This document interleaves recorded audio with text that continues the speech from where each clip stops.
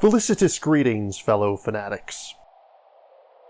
Welcome back, one and all. I'm Adam the Fanatic, and today we're taking a look at Avatar: The Journey of Aang, a cooperative adventure title by Bad Crow Games. It's no secret that I'm a huge fan of Avatar: The Last Airbender, so I'm quite excited to take a look at this one. Please do bear in mind that this is a preview based off of a tabletop simulator prototype. As such, nothing is finalized, and anything seen herein is subject to change. Without any further ado, let's dive in!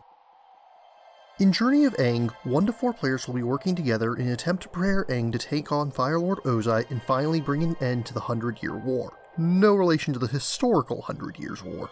As this game does roughly represent the flow of The Last Airbender, there are some spoilers for the series contained herein. Through a combination of tableau and dice pool building, dice manipulation, and push your luck, you'll have to train Aang in each of the 4 bending disciplines so that he can confront the Fire Lord. But if you take too long, Sozin's Comet will arrive, and players will have one final opportunity to take on Phoenix King Ozai.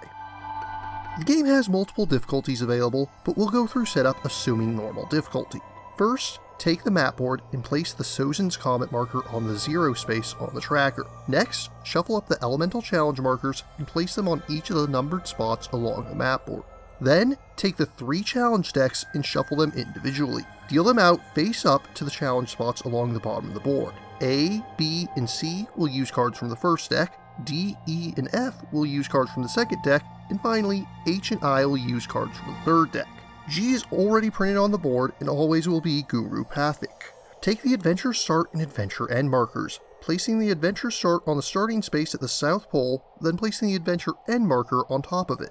Next, you'll want to set up the training board. You'll need to take the 4 skill markers and place them on the top half of their respective tracks, which are color-coded and pertain to water, air, fire, and earth respectively. Then, take the challenge markers and do the same with them. Note that all 8 of these are double-sided, with the reverse side being used to track values higher than 10. Place the 4 mastery trackers next to the skill board. These will most likely be dials in the Finnish version, but for Tabletop Simulator, you'll simply have these counters with buttons on the side. You'll also have 6 mastery tokens to unlock avatar dice. More on that in a little bit, but for now, make sure that they all show the elements and that the dice sides are face down. Similarly, take the 2 chapter markers and make sure that they're face up. Though if you're playing solo, they're really not needed. Next, take the 4 technique decks, shuffling each individually and dealing out 2 cards face up from each deck. It's a good idea to keep these near the skill board, but with a bit of a gap for reasons that will be explained later. Now, take the focus decks and the environment board. Shuffle the red and gold backed cards together and place them as the bottom of the focus deck. Then, shuffle the silver backed cards separately and place them on top to form a single deck. Next, gather the dice and separate them by element, keeping them within reach of all players. Ready the 6 starter dice as you'll be using them constantly in the early game. Now each player needs their individual setup. Shuffle up the trainer deck and deal out 3 cards to each player. Players each choose 2 to keep, placing them with the technique side face down and discarding the remaining card. Then, take the dice shown in the top left corner of the chosen cards. For most of the game, you'll use these in addition to the shared team dice that represent Aang himself. Finally, deal out focus cards. Firstly, deal 2 to each player for their starting hands. Secondly, deal 2 to the environment, placing them each on one of the spaces of the matching element. And finally, deal out 2 more focus cards to the skill board, making sure that the first one is rotated to the second stage and the second one is rotated to the first stage. You can see what stage the card is in by looking at the Roman numerals in the corner. If both cards are the same element, stack them so that the first card is on the bottom and the top left corner of the card is clearly visible. Choose a player to go first and you're ready to begin.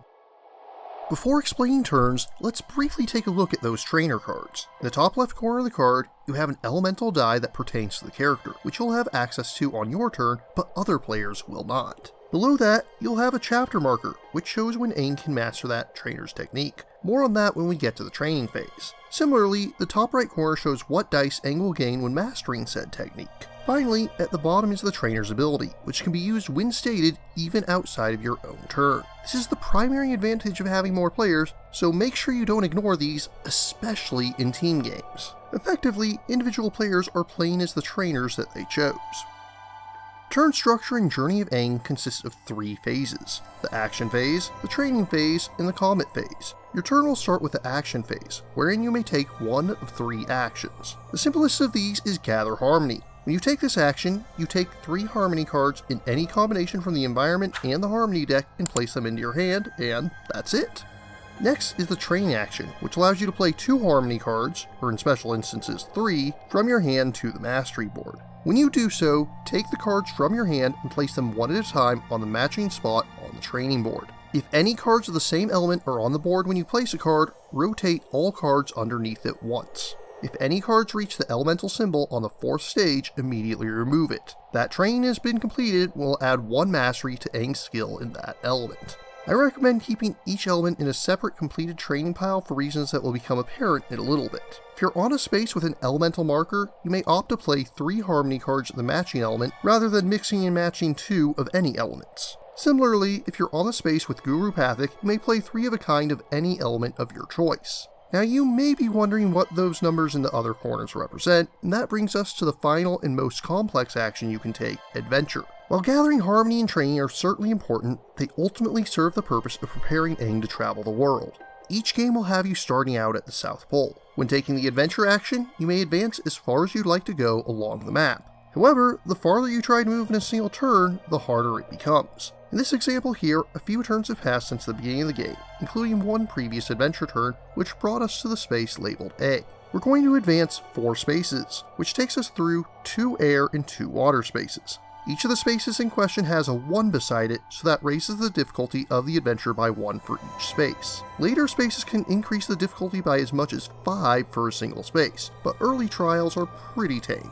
At the 4th space, we have 2 options. We can treat it as a normal space, in which case it counts as 1 air, whether we stop or continue past it. Alternatively, we can instead attempt Challenge B, which requires us to stop on that space. If we decide to attempt the challenge, we'll still count the spaces before it, but not the air on this space. Instead, we look at the matching challenge card, which in this case is Defend Kyoshi Island, which adds 3 earth and 3 air to the challenge. We'll mark this on the current skill values. Skill is equal to your mastery in a given element plus the values of the Harmony cards you currently have in training. In this case, we have 2 mastery and 3 training in water, for a total of 5 skill. This means we have more than enough water to automatically succeed, and thus we don't need to worry about water when rolling. We have 1 air, but the current challenge level is 4, so we'll need to roll at least 3 air to succeed. Similarly, the challenge level for Earth is 3, but we only have 1, so we'll need 2 Earth and 3 air total to succeed at the current task. When you roll, you'll usually use 8 dice, Aang's 6 dice, plus the 2 that correspond to your trainers. In this case, we got just what we needed. Elemental dice often have split sides, so the Earth die can either be used as 2 Earth or 1 water in this instance. Meanwhile, these purple swirls are wilds and can be used as 1 of any element. We'll treat them both as air this time to fulfill the requirements of this challenge. However, there are a couple things to note here. Firstly, you have 1 free reroll. To reroll, simply choose any number of dice to keep and roll the rest of them again. If you need to, you can take a second reroll, but it's no longer free. Instead, players must discard 1 Harmony card for every die they wish to roll this time. These don't have to come from any particular player or players, but you must discard them before you roll for the final time. Alternatively, before making your first roll, you can discard 3 cards to temporarily gain a powerful avatar die for especially difficult tasks. Again, this can come from any player or players, and you may do so up to twice per roll, but you must decide before you make your initial roll. Regardless of success or failure, any avatar dice gained this way are discarded after this adventure.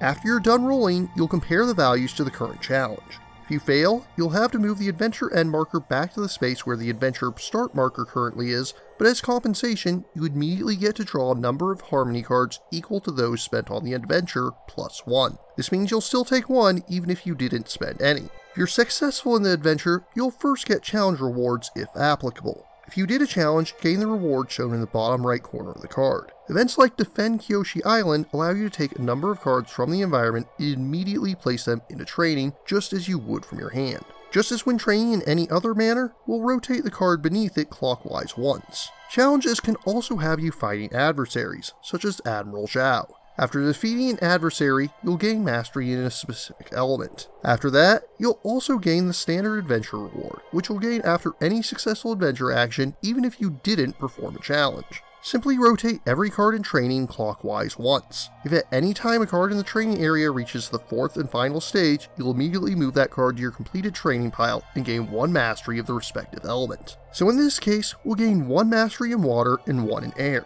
After the action phase comes the training phase, where you may continue training and potentially replace some of Aang's dice. To train, simply discard 2 focus cards from your hand in order to rotate all cards 1 space. However, far more exciting is when you get to upgrade Aang's dice pool in one of 3 ways. The first is to learn new techniques. After focus cards have been used to gain mastery, you can spend them in different combinations to learn a technique and permanently gain new dice. In this example, we're looking at Air Spear, which requires 3 air and 1 earth focus. Move these from the completed training piles to show that they've been spent, and then discard the card to gain 2 air dice. When you gain dice, you must immediately discard dice from Aang's dice pool. If you have any starter dice left, those must be discarded first. And bear in mind that these must come from Aang's 6 dice, never those provided by your trainers. If all starter dice have already been replaced, then you may replace any of Aang's dice. If you discard an elemental die, you gain 1 mastery in the respective element. If for some reason you decide to discard an avatar die,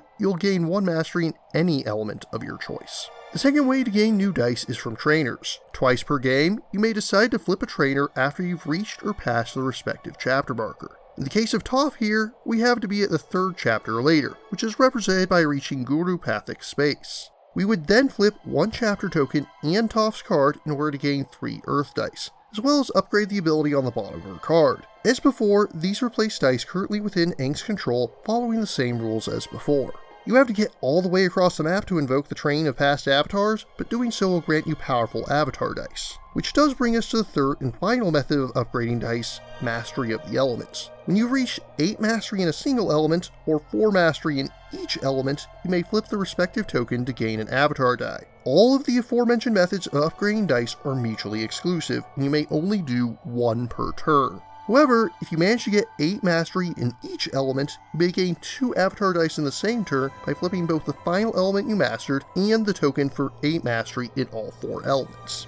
After the training phase is the Comet phase. You'll draw 2 cards from the focus deck and place them each into the environment. If there are already 2 cards of a given element in the environment and a 3rd one of the same element comes out, you suffer a cascade and all 3 cards of that element are discarded.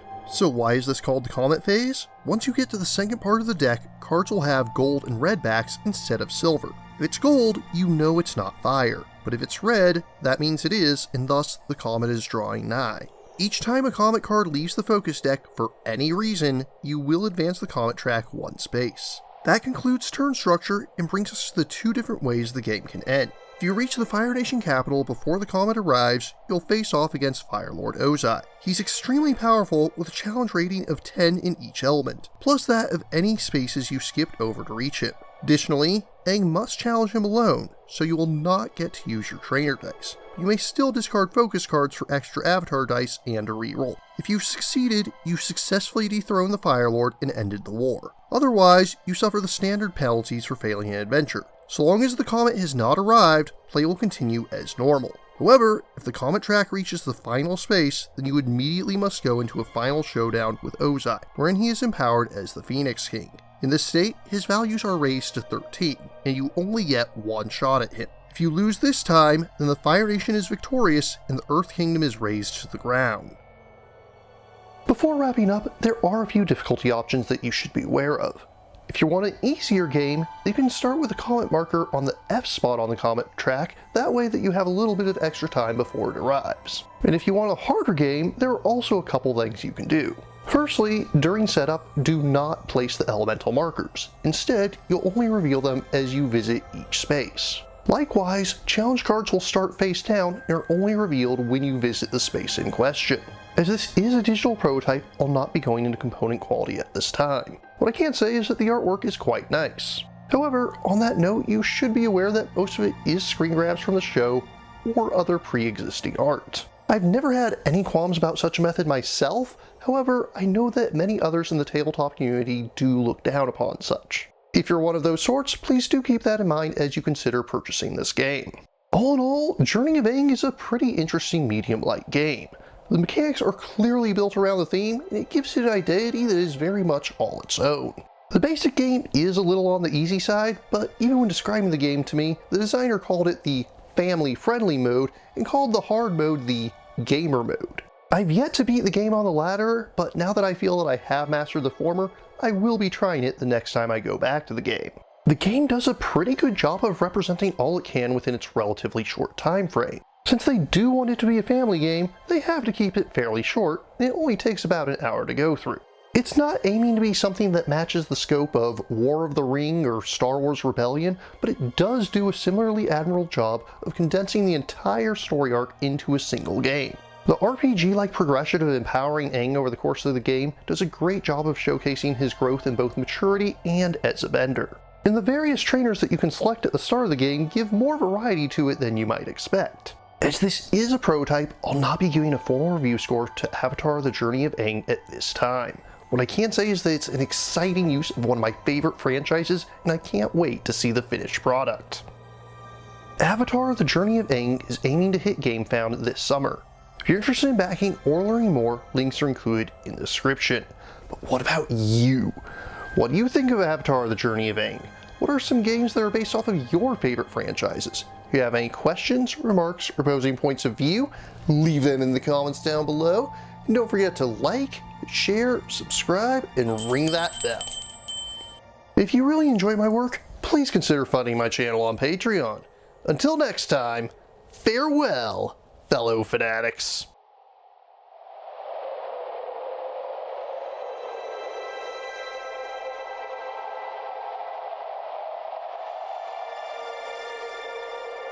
Thank you again for watching. I have plenty more to share with you if you're interested. You can click up here above my head to subscribe to my channel. You can click over here on my monitor to see the most recent video that I've worked on. Or if you prefer, you can click up here to open this mysterious vault and see what video that the YouTube algorithm has picked just for you.